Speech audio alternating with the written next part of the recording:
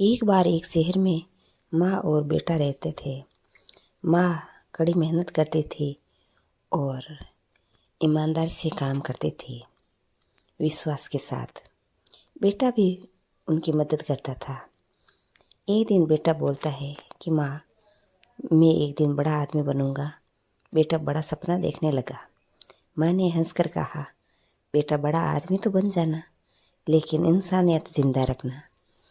बड़े आदमी के साथ, पैसे के साथ इंसानियत होना भी ज़रूरी होता है। और बेटा विदेश चला जाता है, कड़ी मेहनत करता है, फिर भी वो सक्सेस नहीं हो पाता है। अनेक प्रकार की अड़चनें उसके सामने आती है। कंपटीशन, टांग खिंचाई, लड़ाई झगड़े जो उनके रास्ते का रोड़ा बनते हैं। वो घबरा जाता है और एक बार तो अपना काम छोड़ने के लिए मजबूर हो जाता है। फिर उसे अपनी माँ की बात याद आती है कि कड़ी मेहनत करना चाहिए विश्वास के साथ। वापस मेहनत में लग जाता है और एक दिन ऐसा आ जाता है कि बेटे का जो बिजनेस था वो सक्सेसफुल हो जाता है और आगे से आगे बढ़ जाता है और बेटा बहुत बड़ा आदमी बन जाता है। उसके पास हर प्रकार की सुख सुविधा, धन दौलत होते हैं और साथ ही साथ वे दूसरों की सेवा भी करता है, क्योंकि माँ के संस्कार थे कि इंसानियत को भी जिंदा रखना है।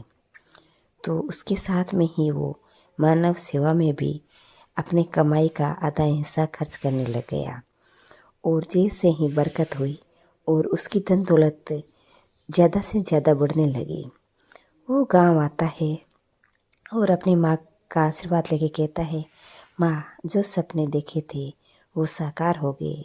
सब कुछ आपके आशीर्वाद की बदौलत हुए हैं, आपकी सीख की बदौलत हुए हैं, आपकी मेहनत और संस्कारों की बदौलत हुए हैं।